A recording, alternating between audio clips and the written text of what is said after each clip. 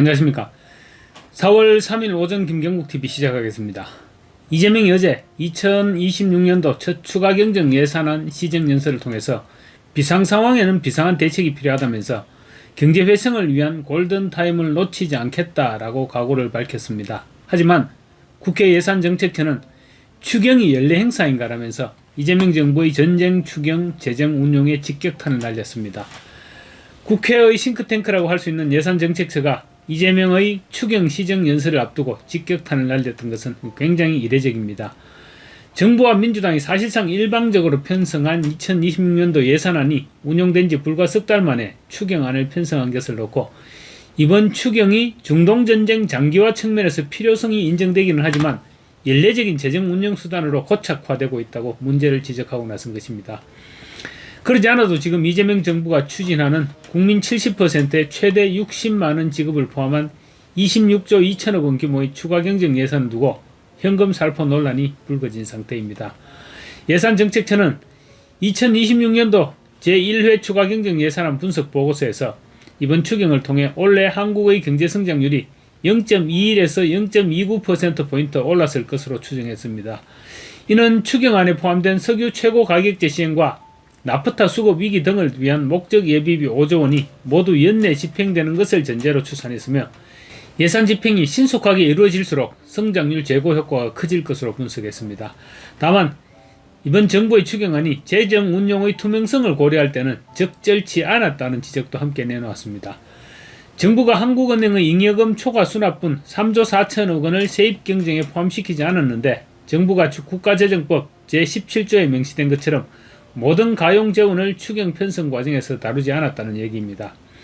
특히 예정처는 중동전쟁 장기화 우려에 따른 대내외 급격한 여건 변화에 신속하고 선제적으로 대응하기 위한 추경안 편성 필요성은 인정한다고 밝히면서도 추경이 연례적 재정 운영 수단으로 고착되는 문제, 그리고 대규모 세수 오차가 추경 편성 요인의 일부로 작용할 가능성 등은 개선이 필요하다고 분석했습니다.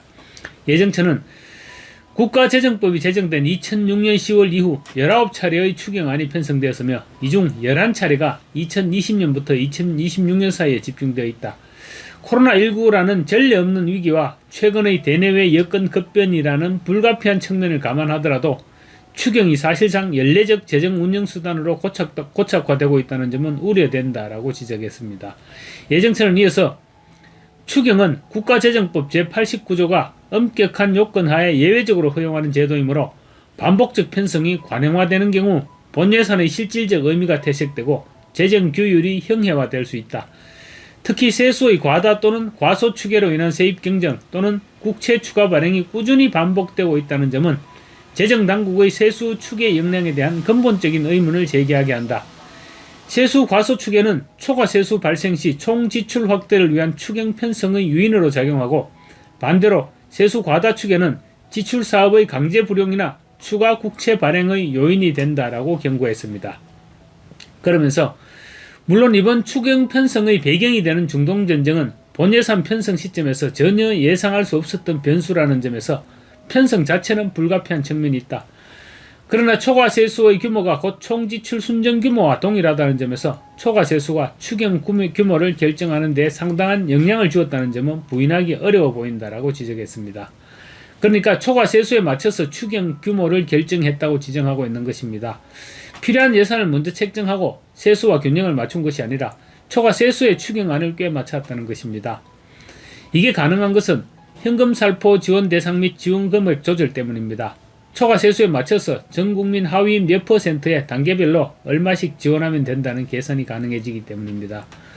예정처는 특히 세입 과소 과다 편성 모두 재정 운용의 비효율과 불필요한 행정 비용을 초래한다는 점에서 회계 연도 개시 후 불과 석 달 만에 약 25조 원의 세수 오차가 발생한 이번 사례는 단순한 추계 실패를 넘어서 세수 추계 체계 전반에 대한 재정 당국의 점검이 필요한 사안으로 보인다고 정부 예산 편성의 본질적인 문제점을 지적했습니다. 아마 예산처 직원들은 이런 지적에 불만이 클 것입니다. 현금 풀기가 아니라면 이런 쓸데없는 지적을 받을 이유가 없을 것이기 때문입니다. 예정처는 그러면서 중동 사태 시나리오별 대응 방안과 주요 정책별 수단의 활용 방식, 초과 세수를 통한 국가 채무 상환 및 한은 잉여금과 같은 가용 재원의 활용 방안 등 재원에 대한 논의도 필요하다고 덧붙였습니다.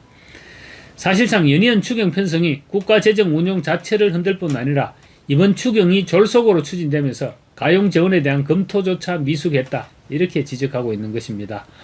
실제로 정부는 2015년 이래 올해까지 12년간 16차례 추경을 편성했습니다. 평균 추경 규모는 19조 4천억 원입니다.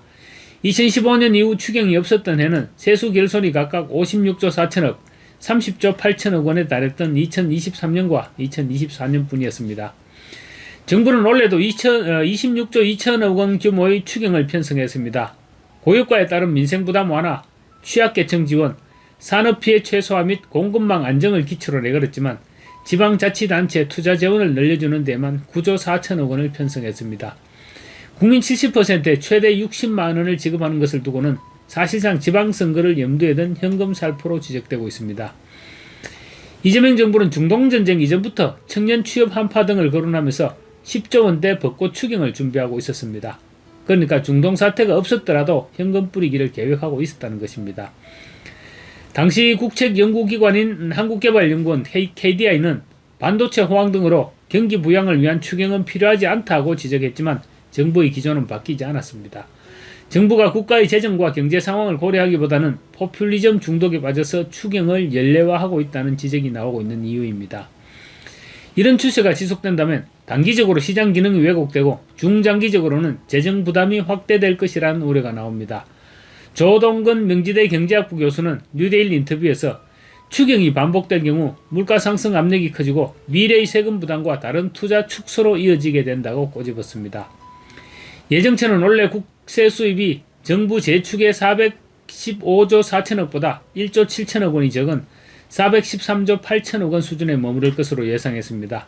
예정처는 중동 정세 불안 등 대외 경제의 불확실성 확대로 인한 기업식 채산성 악화, 투자 심리 위축 등을 반영해서 세입 여건을 보수적으로 전망했다고 설명했습니다.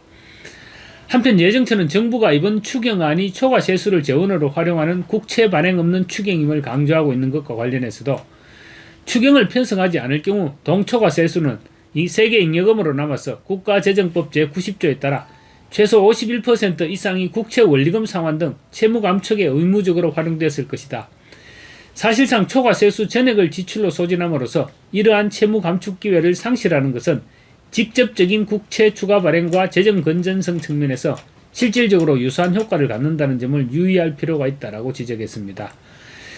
예정처는 종합적으로 이번 추경에 활용되는 재원은 반도체 호황에 따른 일시적이고 비반복적 수입이므로 신규 지출보다는 국채 상환 등 재정 건전성 회복에 우선 활용했어야 했다라고 지적하고 있습니다.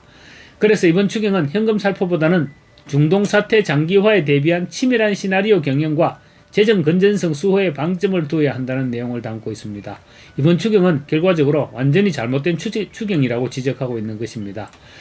여러분, 국회 싱크탱크인 예산정책처가 이토록 직접적인 비판을 쏟아낸 것은 그만큼 지금의 이재명 정부의 재정 운영이 비정상적이라는 강력한 경고인 것입니다.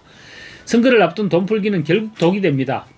일시적인 성장률 제고 효과는 있을지 몰라도 시중에 풀린 돈은 결국 고물가 압력을 가중시키고 시장의 자원 배분을 왜곡하게 됩니다. 예정처의 지적대로 지금 필요한 것은 현금 살포가 아니라 중동 사태 장기화에 대비한 치밀한 시나리오 경영입니다. 국가의 고가는 정권의 소유가 아니라 국민의 혈세입니다.